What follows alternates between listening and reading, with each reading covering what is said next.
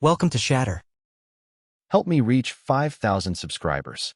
Support the video with a like and leave your thoughts in the comments. It happened at a dinner we didn't plan to have. Friday night. A small place near her office, where she insisted on keeping it casual. She was already half smiling before I sat down, the kind of smile that hides a knife. I was tired, 12 hours on shift, still smelling faintly of antiseptic and adrenaline. But she looked untouched, scrolling her phone like the world owed her attention. When the waiter brought her another drink, she leaned back and laughed too loudly at something I hadn't said. Then she dropped it. "Maybe you should just go touch yourself," she said, eyes still on her phone. "It'd be more productive than this." I didn't say a word. I just looked at her, long enough for her to realize I'd heard every syllable. But instead of answering, I went quiet, completely, clinically quiet. That silence felt heavier than shouting ever could. Later that night, she kept talking, trying to bait me into reacting. About how her coworker Jason made her laugh, how maybe I'd forgotten how to. Every sentence was a jab, dressed up as honesty. She thought I'd snap, that I'd prove her power by defending myself. I didn't. I simply got up, walked to the counter, paid the check, and left her sitting there with her phone and her empty cup. I drove to the Dunkin' near the station, the one that stays open all night. Ordered black coffee, sat in my truck, and breathed.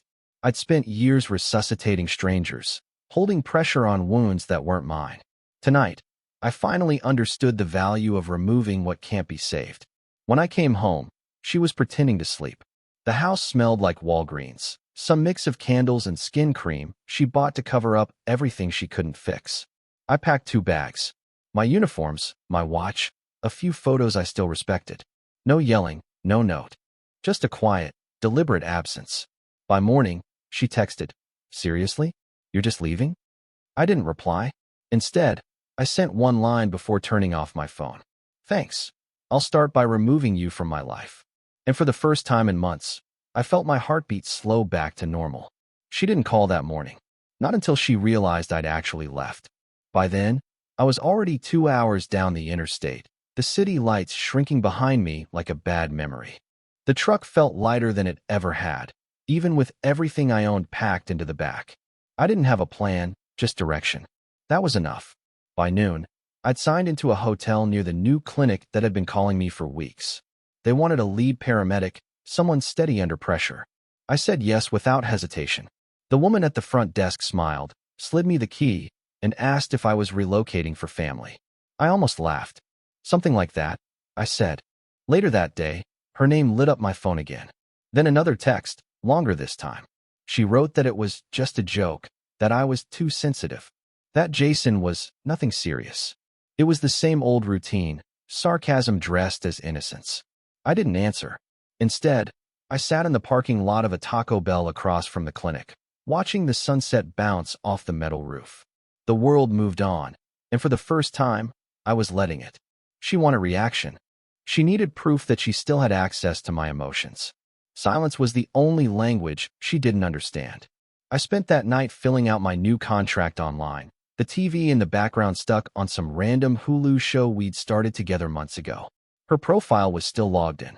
I didn't log it out. I just turned off the screen. By the second morning, I'd set up my transfer papers, changed my mailing address, and paid the last rent on the apartment. Every step felt like cutting a clean line between infection and recovery. When she finally called again, crying, whispering that she didn't mean any of it, I didn't even look at the phone. It wasn't about anger anymore. It was about precision. I'd spent years learning how to stop bleeding. This was no different. Some wounds don't close. You just stop touching them. A week passed before the silence started to bother her. I could tell because she began emailing instead of texting, like switching platforms would make me answer. Each message was longer, more emotional, full of half apologies and self-justification. She wanted a reaction she could measure. But I'd already learned something she hadn't. Silence has weight when you stop trying to fill it. At work, everything felt cleaner. Long shifts, clear protocols, no mind games. The other paramedics didn't ask much. They just noticed I was sharper, calmer. The chaos of other people's emergencies kept my mind steady. I'd get coffee at Dunkin' before dawn, sitting in the parking lot with the radio off. The city was quiet at that hour, like it hadn't decided yet what kind of day it would be. I liked that uncertainty. It reminded me that life could exist without noise. Back home, she was unraveling. I knew because one of our mutual friends, a nurse who'd seen me in the ER before, mentioned her in passing.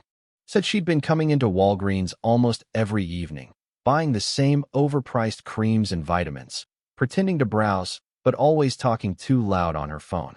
It was her version of control, the illusion of fixing something from the outside in. I didn't check her social media, but I heard enough.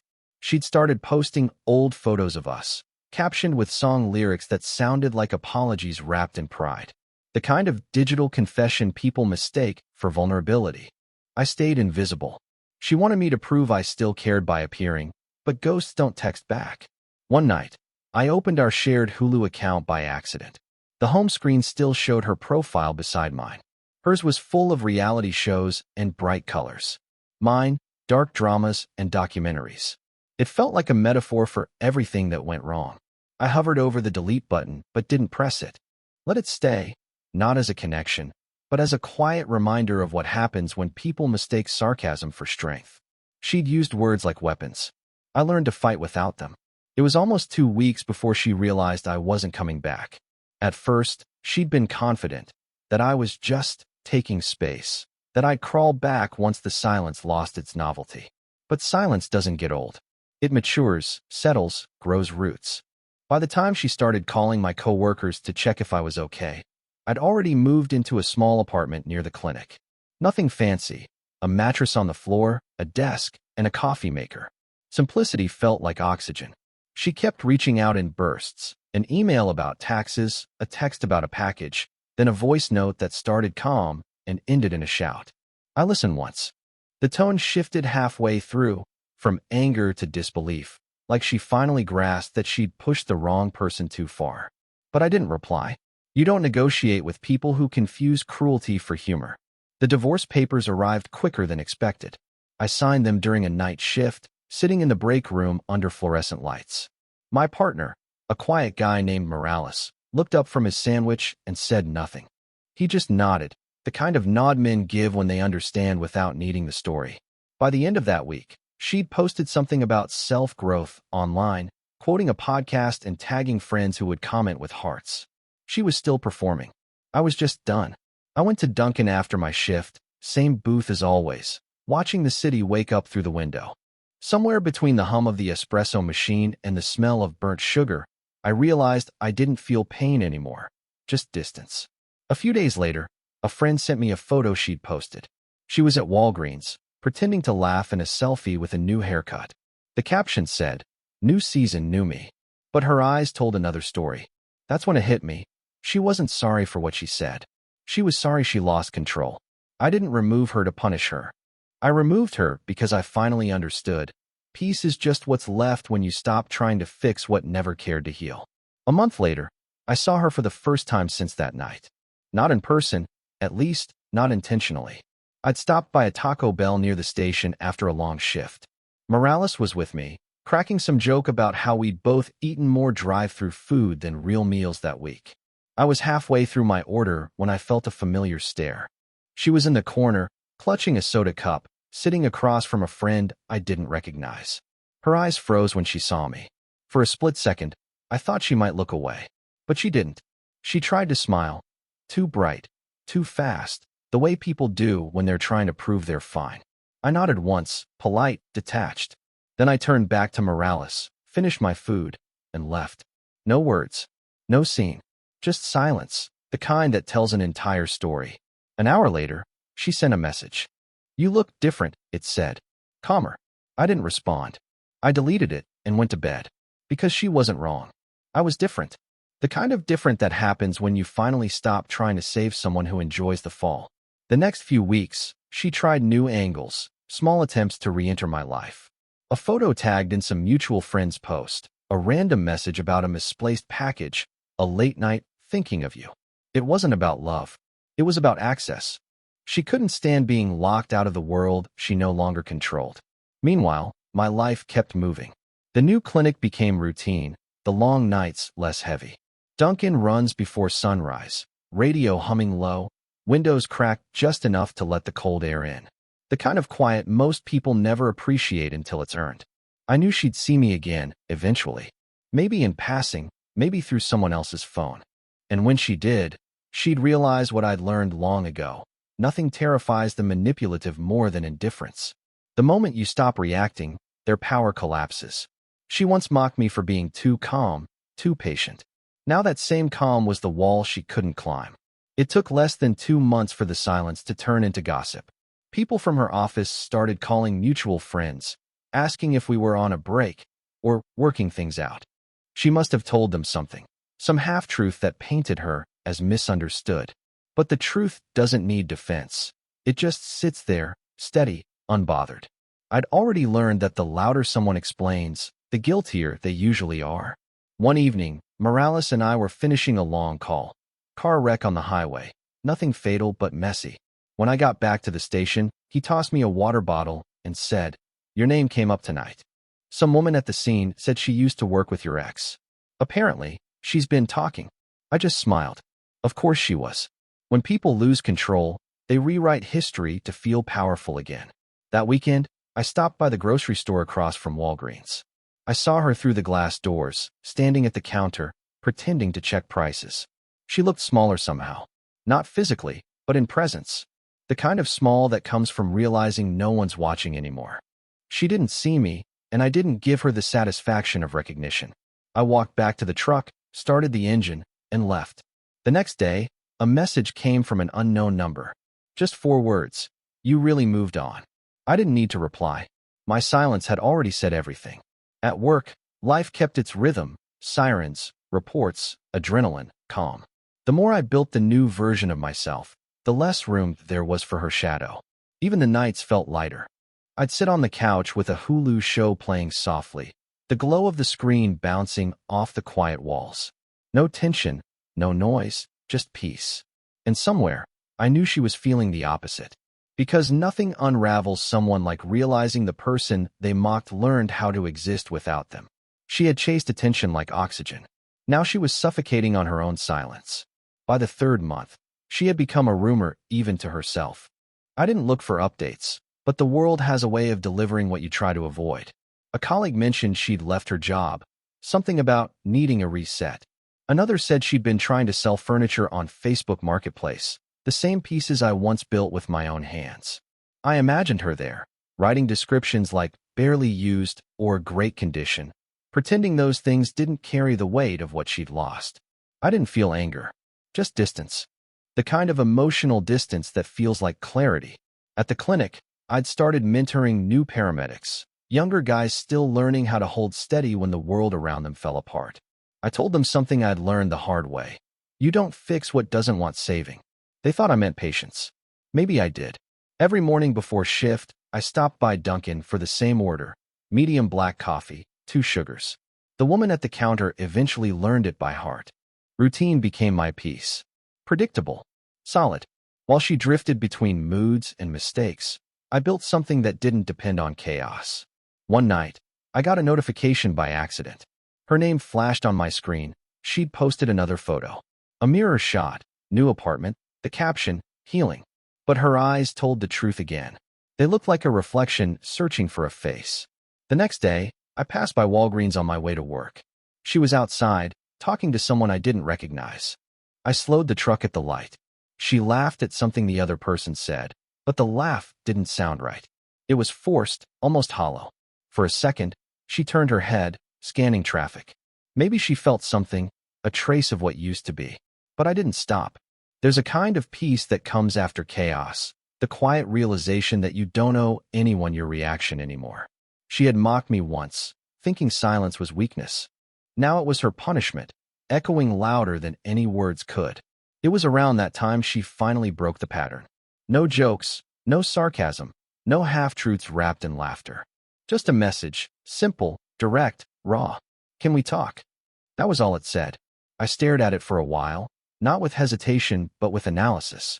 There's a difference between missing someone and realizing you've destroyed something irreplaceable. Her message sounded like the second kind. I didn't answer immediately. The next day, she showed up outside the clinic. I saw her before she saw me, standing near the parking lot, holding her phone, eyes scanning every face that passed. She looked out of place, like a memory that had wandered into the wrong timeline. When our eyes finally met, she froze. No makeup, no shield, no performance. Just exhaustion.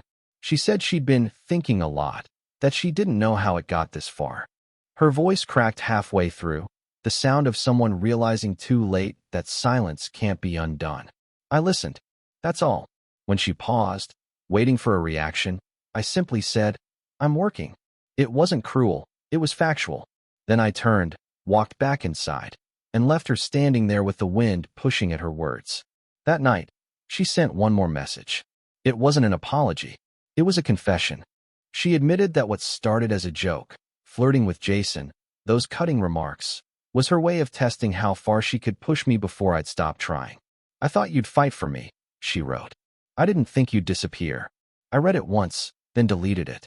Because the truth was, I did fight for her, just not in the way she expected. I fought through silence, restraint, and finally release. I fought by not letting her poison define the rest of my life. She wanted a reaction. What she got instead was indifference. And that, more than any insult, was the moment she finally understood. The calm she once mocked had become her consequence. After that day, something shifted. She stopped reaching out completely. No messages, no calls, no random sightings. It was as if the silence she once mocked had swallowed her whole. I didn't celebrate it. I just noticed. There's a strange kind of closure that comes when the noise finally dies, and all that's left is truth. Months went by, and life built new rhythms around me. The clinic expanded, I trained new recruits, and people started calling me steady, reliable. Words that once felt ordinary now carried pride. I'd earned that calm, forged it from everything she'd tried to break. Then, one night, I was on a late shift when a familiar name popped up on my phone. Not her. Jason, the co-worker she once used as a weapon. His message was short, half-drunken, full of regret. He said she'd quit her job months ago, moved in with someone else, and left that too. "She talks about you sometimes," he wrote. "Says you never raised your voice." Freaked her out. I didn't reply, but his words stayed with me longer than I expected. Because that was the point, wasn't it? She wanted chaos, wanted me to lose control, to match her noise. But I never did. That quiet restraint, what she once called weakness, had become the last thing she remembered about me. A few days later, a mutual friend told me she'd been seen back in town, trying to start over, smaller this time. Working part-time, renting a place alone. I didn't feel satisfaction, just a calm acknowledgement that life had run its course. That evening, I went home, brewed coffee, sat in the quiet of my apartment, and turned on Hulu. The same account, still logged in. Her profile was gone. Just mine now. For a long minute, I stared at the blank space where her name used to be. Then I smiled, not because I'd won, but because I'd healed. She thought she broke me by mocking my silence. What she never understood was that silence wasn't surrender. It was surgery. And by the time she realized what that meant, I'd already removed the problem. Almost a year later, I saw her again. It wasn't planned. I was driving home after a double shift, headlights cutting through the fog, when I stopped at a red light near the old neighborhood. She was there on the corner, waiting to cross, holding a bag from Walgreens and a cup of coffee. For a second, the world went still, like time had folded in on itself. She looked up, and our eyes met through the windshield. There was no anger in her face this time, no defiance. Just recognition. The kind that hits when you realize the story's over and you're the only one still reading. She didn't wave. I didn't either. The light turned green, and I drove on. That was it. No words, no closure. Just quiet acceptance. Later that night, I sat by the window with my usual Dunkin' coffee, city lights flickering below. My phone buzzed once, a new message request. Her name again. I didn't open it right away, but curiosity won. It wasn't long. Just a few words. "You were right." That was it. No explanation. No attempt to rewrite what happened. And somehow, it felt final. I didn't answer. Not because of pride, but because peace doesn't need an audience. I deleted the message, turned off my phone, and let the silence settle. I thought about everything she'd said that night at the restaurant. The smirk, the words that started this entire chain of events. Maybe she thought she was being clever, funny even. Maybe she thought I'd break. But she never understood what calm really meant. Calm isn't weakness. It's control. The kind that chooses when to stay and went to walk away without looking back. By the time I finished my coffee, the world outside had gone completely still. I looked at my reflection in the glass, the faint trace of exhaustion under my eyes, the quiet confidence of someone who's done explaining himself. I didn't disappear. I just stopped showing up where I wasn't respected. And that silence, the one she once mocked, became the loudest thing she'd ever hear. Support the channel by liking, commenting, and subscribing. I promise even more interesting stories.